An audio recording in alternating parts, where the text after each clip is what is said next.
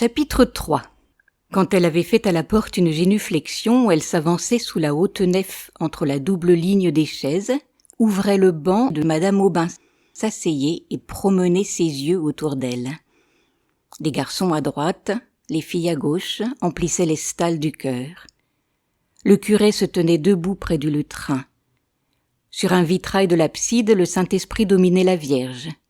Un autre la montrait à genoux devant l'enfant Jésus. Et derrière le tabernacle, un groupe en bois représentait Saint-Michel terrassant le dragon. Le prêtre fit d'abord un abrégé de l'histoire sainte. Elle croyait voir le paradis, le déluge, la tour de Babel, des villes en flammes, des peuples qui mouraient, des idoles renversées. Et elle garda de cet éblouissement le respect du Très-Haut et la crainte de sa colère. Puis, elle pleura en écoutant la Passion. Pourquoi l'avait-il crucifié? Lui qui chérissait les enfants, nourrissait les foules, guérissait les aveugles et avait voulu par douceur naître au milieu des pauvres sur le fumier d'une étable.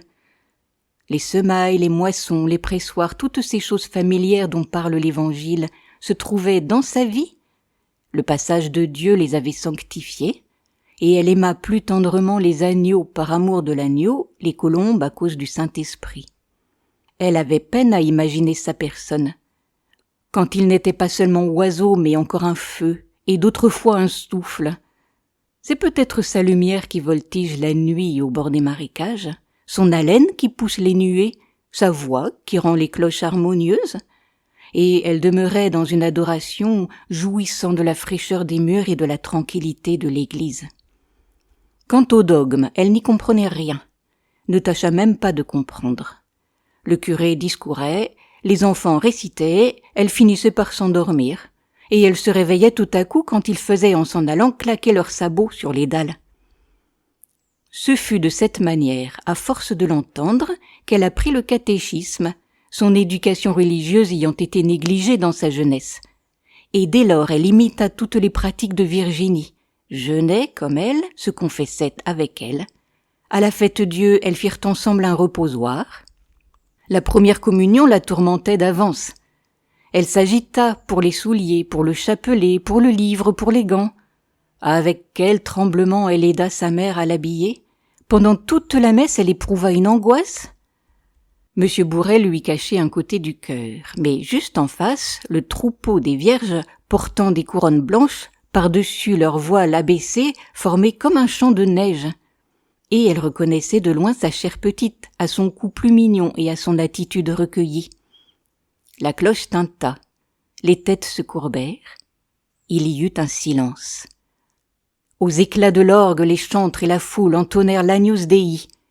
Puis le défilé des garçons commença, et après eux les filles se levèrent, pas à pas et les mains jointes, elles allaient vers l'autel tout illuminé, s'agenouillaient sur la première marche, recevaient l'hostie successivement, et dans le même ordre revenaient à leur prie-Dieu. Quand ce fut le tour de Virginie, Félicita se pencha pour la voir, et avec l'imagination que donnent les vraies tendresses, il lui sembla qu'elle était elle-même cet enfant. Sa figure devenait la sienne, sa robe l'habillait, son cœur lui battait dans la poitrine. Au moment d'ouvrir la bouche, en fermant les paupières, elle manqua de s'évanouir. Le lendemain, de bonne heure, elle se présenta dans la sacristie pour que monsieur le curé lui donnât la communion. Elle la reçut dévotement, mais n'y goûta pas les mêmes délices. Madame Aubin voulait faire de sa fille une personne accomplie, et comme Guyot ne pouvait lui montrer ni l'anglais ni la musique, elle résolut de la mettre en pension chez les Ursulines, d'Honfleur. L'enfant n'objecta rien. Félicité soupirait, trouvant madame insensible. Puis elle songea que sa maîtresse peut-être avait raison, ces choses dépassaient sa compétence. Enfin, un jour, une vieille tapissière s'arrêta devant la porte, et il en descendit une religieuse qui venait chercher mademoiselle. Félicité monta les bagages sur l'impériale, fit des recommandations au cocher, et plaça dans le coffre 6 pots de confiture et une douzaine de poires avec un bouquet de violettes. Virginie, au dernier moment, fut prise d'un grand sanglot. Elle embrassait sa mère qui la baisait au front en répétant « Allons, du courage, du courage !» Le marchepied se releva, la voiture partit. Alors, madame Aubin eut une défaillance. Et le soir, tous ses amis, le ménage Lormeaux, madame Le Chapetois, ces demoiselles Rochefort, monsieur de Houppeville et Bourret se présentèrent pour la consoler. La privation de sa fille lui fut d'abord très douloureuse, mais 3 fois la semaine, elle en recevait une lettre. Les autres jours, lui écrivait, se promenait dans son jardin, lisait un peu, et de cette façon comblait le vide des heures.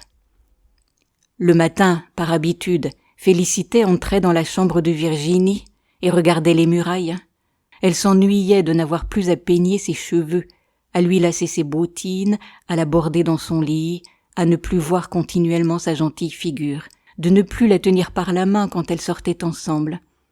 Dans son désœuvrement, elle essaya de faire de la dentelle. Ses doigts trop lourds cassaient ses fils. Elle n'entendait à rien, elle avait perdu le sommeil, suivant son mot, était minée. Pour se dissiper, elle demanda la permission de recevoir son neveu Victor. Il arrivait le dimanche après la messe, les joues roses, la poitrine nue, et sentant l'odeur de la campagne qu'il avait traversée. Tout de suite, elle dressait son couvert. Ils déjeunaient l'un en face de l'autre, et mangeant elle-même le moins possible pour épargner la dépense, elle le bourrait tellement de nourriture qu'il finissait par s'endormir. Au premier coup des vêpres, elle le réveillait, brossait son pantalon, nouait sa cravate, et se rendait à l'église, appuyée sur son bras dans un orgueil maternel. Ses parents le chargeaient toujours d'en tirer quelque chose, soit un paquet de cassonade, du savon, de l'eau-de-vie, parfois même de l'argent. Il apportait ses nids par accommoder, et elle acceptait cette besogne, heureuse d'une occasion qui le força à revenir. Au mois d'août, son père l'emmena au cabotage. C'était l'époque des vacances. L'arrivée des enfants la consola, mais Paul devenait capricieux, et Virginie n'avait plus l'âge d'être tutoyée, ce qui mettait une gêne, une barrière entre elles. Victor alla successivement à Morlaix, à Dunkerque, à Brighton. Au retour de chaque voyage, il lui offrait un cadeau. La première fois, ce fut une boîte en coquille, la seconde, une tasse à café, la troisième, un grand bonhomme en pain d'épices. Il embellissait, il avait la taille bien prise, un peu de moustache, de bons yeux francs et un petit chapeau de cuir, placé en amère comme un pilote. Il l'amusait en lui racontant des histoires mêlées de termes marins. Un lundi 14 juillet 1819, elle n'oublia pas la date, Victor annonça qu'il était engagé au long cours, et dans la nuit du surlendemain, par le paquebot de Honfleur, irait rejoindre sa goélette, qui devait démarrer du Havre prochainement. Il serait peut-être 2 ans parti. La perspective d'une telle absence désola Félicité, et pour lui dire encore adieu, le mercredi soir, après le dîner de madame, elle chaussa les galoches, elle avala les 4 lieues qui séparent Pont-l'Évêque de Honfleur. Quand elle fut devant le calvaire, au lieu de prendre à gauche, elle prit à droite, se perdit dans des chantiers, revint sur ses pas. Des gens qu'elle accosta l'engagèrent à se hâter. Elle fit le tour du bassin rempli de navires, se heurta contre des amarres, et puis le terrain s'abaissa, des lumières s'entrecroisèrent. Elle se crut folle en apercevant des chevaux dans le ciel. Au bord du quai, d'autres hennissés, effrayés par la mer. Un palan qui les enlevait les descendait dans un bateau, où des voyageurs se bousculaient entre des barriques de cidre, les paniers de fromage, les sacs de grains. On entendait chanter des poules. Le capitaine jurait, et un mousse restait accoudé sur le bossoir, indifférent à tout cela. Félicité, qui ne l'avait pas reconnu, criait « Victor !» Il releva la tête. Elle s'élançait quand on retira l'échelle tout à coup. Le paquebot que des femmes halaient en chantant sortit du port. Sa membrure craquait, les vagues pesantes fouettaient sa proue. La voile avait tourné, on ne vit plus personne. Et sur la mer argentée par la lune, il faisait une tache noire qui pâlissait toujours, s'enfonça, disparut. Félicité, en passant près du calvaire, voulut recommander à Dieu ce qu'elle chérissait de plus, et elle pria pendant longtemps, debout, la face baignée de pleurs, les yeux vers les nuages. La ville dormait, des douaniers se promenaient, et de l'eau tombait sans discontinuer par les trous de l'écluse avec un bruit de torrent. 2 heures sonnèrent. Le parloir n'ouvrirait pas avant le jour. Un retard, bien sûr, contrarierait madame, et malgré son désir d'embrasser l'autre enfant, elle s'en retourna. Les filles de l'auberge s'éveillaient, comme elle entra dans Pont-l'Évêque. Le pauvre gamin, durant des mois, allait donc rouler sur les flots. Ses précédents voyages ne l'avaient pas effrayé. De l'Angleterre et de la Bretagne, on revenait, mais l'Amérique, les colonies, les îles, cela était perdu dans une région incertaine, à l'autre bout du monde. Dès lors, Félicité pensa exclusivement à son neveu. Les jours de soleil, elle se tourmentait de soif. Quand il faisait de l'orage, elle craignait pour lui la foudre. En écoutant le vent qui grondait dans la cheminée et emportait les ardoises, elle le voyait battu par cette même tempête, au sommet d'un mât fracassé, tout le corps en amer, sous une nappe d'écume. Ou bien, souvenir de la géographie en estampe, il était mangé par les sauvages, pris dans un bois par des singes, se mourait le long d'une plage déserte. Jamais elle ne parlait de ses inquiétudes. Madame Aubin en avait d'autres sur sa fille. Les bonnes sœurs trouvaient qu'elle était affectueuse, mais délicate. La moindre émotion l'énervait. Il fallut abandonner le piano. Sa mère exigeait du couvent une correspondance réglée. Un matin que le facteur n'était pas venu, elle s'impatienta. Et elle marchait dans la salle de son fauteuil à la fenêtre. C'était vraiment extraordinaire. Depuis 4 jours, pas de nouvelles. Pour qu'elle se consolât par son exemple, Félicité lui dit « Moi, madame, voilà 6 mois que j'en ai pas reçu. » « De qui donc ?» la servante répliqua doucement. « De mon neveu. »« Ah, de votre neveu. » Et haussant les épaules, madame Aubin reprit sa promenade, ce qui voulait dire « J'y pensais pas. Au surplus, je m'en moque. Un mousse, un gueux, belle affaire. Tandis que ma fille, songez donc ?» Félicité, bien que nourrie dans la rudesse, fut indignée contre madame, puis oublia. Il lui paraissait tout simple de perdre la tête à l'occasion de la petite. Les 2 enfants avaient une importance égale, un lien de son cœur les unissait, et leur destinée devait être la même. Le pharmacien lui apprit que le bateau de Victor était arrivé à la Havane. Il avait lu ce renseignement dans une gazette. À cause des cigares, elle imaginait la Havane, un pays où l'on ne fait pas autre chose que de fumer, et Victor circulait parmi les nègres dans un nuage de tabac. Pouvait-on, en cas de besoin, s'en retourner par terre ? À quelle distance était-ce de Pont-l'Évêque ? Pour le savoir, elle interrogea M. Bourret. Il atteignit son atlas, puis commença des explications sur les longitudes, et il avait un beau sourire de cuistre devant l'ahurissement de Félicité. Enfin, avec son porte-crayon, il indiqua, dans les découpures d'une tache ovale, un point noir, imperceptible, en ajoutant « Voici ». Elle se pencha sur la carte. Ce réseau de lignes coloriées fatiguait sa vue, sans lui rien apprendre, et Bourret l'invitant à dire ce qui l'embarrassait, elle le pria de lui montrer la maison où demeurait Victor. Bourret leva les bras, il éternua, rit énormément. Une candeur pareille excitait sa joie, et Félicité n'en comprenait pas le motif. Elle qui s'attendait peut-être à voir jusqu'au portrait de son neveu, tant son intelligence était bornée. Ce fut 15 jours après que Liébar, à l'heure du marché comme d'habitude, entra dans la cuisine, et lui remit une lettre qu'envoyait son beau-frère. Ne sachant lire aucun des 2, elle eut recours à sa maîtresse. Madame Aubin, qui comptait les mailles d'un tricot, le posa près d'elle, décacheta la lettre, tressaillit, et d'une voix basse, avec un regard profond, « C'est un malheur qu'on vous annonce. Votre neveu. » Il était mort, on n'en disait pas davantage. Félicité tomba sur une chaise, en s'appuyant la tête à la cloison. Elle ferma les paupières qui deviennent roses tout à coup, puis le front baissé, les mains pendantes, l'œil fixe. Elle répétait par intervalles « Pauvre petit gars, pauvre petit gars ». Liébar la considérait en exhalant des soupirs. Madame Aubin tremblait un peu. Elle lui proposa d'aller voir sa sœur à Trouville. Félicité répondit par un geste qu'elle n'en avait pas besoin. Il y eut un silence. Le bonhomme Liébar jugea convenable de se retirer. Alors elle dit « Ça ne leur fait rien à eux ». Sa tête retomba et machinalement elle soulevait de temps à autre ses longues aiguilles sur la table à l'ouvrage. Des femmes passèrent dans la cour, avec un barde où dégouttelait du linge.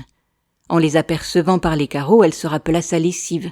L'ayant coulée la veille, il fallait aujourd'hui la rincer, et elle sortit de l'appartement. Sa planche et son tonneau étaient au bord de la touque. Elle jeta sur la berge un tas de chemises, retroussa ses manches, prit son battoir. et les coups forts qu'elle donnait s'entendaient dans les autres jardins à côté. Les prairies étaient vides, le vent agitait la rivière.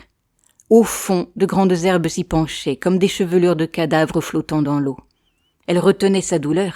Jusqu'au soir fut très brave, mais dans sa chambre, elle s'y abandonna, à plat ventre, sur son matelas, le visage dans l'oreiller et les 2 poings contre les tempes. Beaucoup plus tard, par le capitaine de Victor lui-même, elle connut les circonstances de sa fin. On l'avait trop saigné à l'hôpital pour la fièvre jaune. 4 médecins le tenaient à la fois. Il était mort immédiatement, et le chef avait dit « Bon, encore un ». Ses parents l'avaient toujours traité avec barbarie. Elle aima mieux ne pas les revoir. Ils ne firent aucune avance par oubli ou endurcissement de ces misérables. Virginie s'affaiblissait. Des oppressions, la toux, une fièvre continuelle et des marbrures aux pommettes décelaient quelque affection profonde. M. Poupart avait conseillé un séjour en Provence. Madame Aubin s'y décida et eut tout de suite repris sa fille à la maison sans le climat de Pont-l'Évêque. Elle fit un arrangement avec un loueur de voitures qui la menait au couvent chaque mardi. Il y avait dans le jardin une terrasse où l'on découvre la Seine. Virginie s'y promenait à son bras, sur les feuilles de pampre tombées. Quelquefois, le soleil traversant les nuages la forçait à cligner des paupières pendant qu'elle regardait les voiles au loin et tout l'horizon depuis le château de Tancarville jusqu'au phare du Havre. Ensuite, on se reposait sous la tonnelle. Sa mère s'était procuré un petit fût d'excellent vin du Malaga, et, riant à l'idée d'être grise, elle en buvait 2 doigts, pas davantage. Ses forces reparurent. L'automne s'écoula doucement. Félicité rassurait Madame Aubin. Mais un soir, qu'elle avait été aux environs faire une course, elle montra devant la porte le cabriolet de M. Poupart, et, il était dans le vestibule, Madame Aubin nouait son chapeau. « Donnez-moi ma chaufferette, ma bourse, mes gants, plus vite donc !» Virginie avait une fluxion de poitrine, c'était peut-être désespéré. « Pas encore, dit le médecin, et tous 2 tombèrent dans la voiture sous des flocons de neige qui tourbillonnaient. La nuit allait venir, il faisait très froid. Félicité se précipita dans l'église pour allumer un cierge, et puis elle courut après le cabriolet qu'elle rejoignit 1 heure plus tard, sauta légèrement par derrière où elle se tenait aux torsades quand une réflexion lui vint. La cour n'était pas fermée, si des voleurs s'introduisaient, et elle descendit. Le lendemain dès l'aube, elle se présenta chez le docteur. Il était rentré et reparti à la campagne. Et puis, elle resta dans l'auberge, croyant que des inconnus apporteraient une lettre. Enfin, au petit jour, elle prit la diligence de Lisieux. Le couvent se trouvait au fond d'une ruelle escarpée. Vers le milieu, elle entendit des sons étranges. Un glas de mort. C'était pour d'autres, pensa-t-elle, et Félicité tira violemment le marteau. Au bout de plusieurs minutes, des savates se traînèrent, la porte s'entrebâilla et une religieuse parut. La bonne sœur, avec un air de componction, dit qu'elle venait de passer. En même temps, le glas de Saint-Léonard redoublait. Félicité parvint au 2e étage. Dès le seuil de la chambre, elle aperçut Virginie étalée sur le dos, les mains jointes, la bouche ouverte, et la tête en amère sous une croix noire s'inclinant vers elle, entre les rideaux immobiles moins pâles que sa figure. Madame Aubin, au pied de la couche qu'elle tenait dans ses bras, poussait des hoquets d'agonie. La supérieure était debout à droite. 3 chandeliers sur la commode faisaient des taches rouges et le brouillard blanchissait des fenêtres. Les religieuses emportèrent Madame Aubin. Pendant 2 nuits, Félicité ne quitta pas la morte. Elle répétait les mêmes prières, jetait de l'eau bénite sur les draps, revenait s'asseoir et la contemplait. À la fin de la première veille, elle remarqua que la figure avait jauni, les lèvres bleuirent, le nez se pinçait, les yeux s'enfonçaient. Elle les baisa plusieurs fois et n'eût pas éprouvé un immense étonnement si Virginie les eût rouverts. Pour de pareilles âmes, le surnaturel est tout simple. Elle fit sa toilette, l'enveloppa de son linceul, la descendit dans la bière, lui posa une couronne, étala ses cheveux. Ils étaient blonds et extraordinaires de longueur à son âge. Félicité en coupa une grosse mèche dont elle glissa la moitié dans sa poitrine, résolue à ne jamais s'en dessaisir. Le corps fut ramené à Pont-l'Évêque, suivant les intentions de Madame Aubin, qui suivait le corbillard dans une voiture fermée. Après la messe, il fallut encore 3/4 d'heure pour atteindre le cimetière. Paul marchait en tête et sanglotait. Monsieur Bourret était derrière, ensuite les principaux habitants, les femmes couvertes de mantes noires, et Félicité. Elle songeait à son neveu, et n'ayant pu lui rendre ses honneurs avait un surcroît de tristesse, comme si on l'eût enterré avec l'autre. Le désespoir de madame Aubin fut illimité. D'abord elle se révolta contre Dieu, le trouvant injuste de lui avoir pris sa fille, elle qui n'avait jamais rien fait de mal, et dont la conscience était si pure. Mais non, elle aurait dû l'emporter dans le Midi. D'autres docteurs l'auraient sauvée. Elle s'accusait, voulait la rejoindre, criait en détresse au milieu de ses rêves. Un, surtout, l'obséda. Son mari, costumé comme un matelot, revenait d'un long voyage et lui disait en pleurant qu'il avait reçu l'ordre d'emmener Virginie. Alors il se concertait pour découvrir une cachette quelque part. Une fois, elle rentra du jardin bouleversée.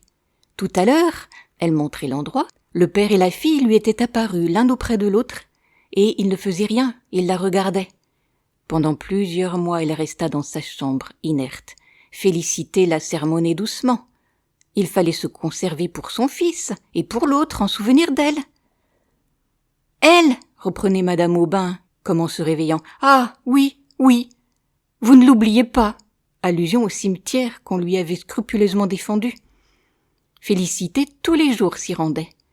À 4 heures précises, elle passait au bord des maisons, montait la côte, ouvrait la barrière et arrivait devant la tombe de Virginie.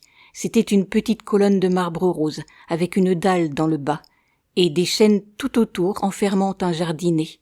Les plates-bandes disparaissaient sous une couverture de fleurs. Elle arrosait leurs feuilles, renouvelait le sable, se mettait à genoux pour mieux labourer la terre.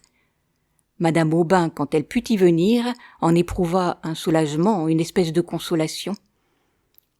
Puis des années s'écoulèrent, toutes pareilles et sans autres épisodes que le retour des grandes fêtes. Pâques, l'Assomption, la Toussaint, les événements intérieurs faisaient une date, où l'on se reportait plus tard. Ainsi, en 1825, 2 vitriers badigeonnèrent le vestibule.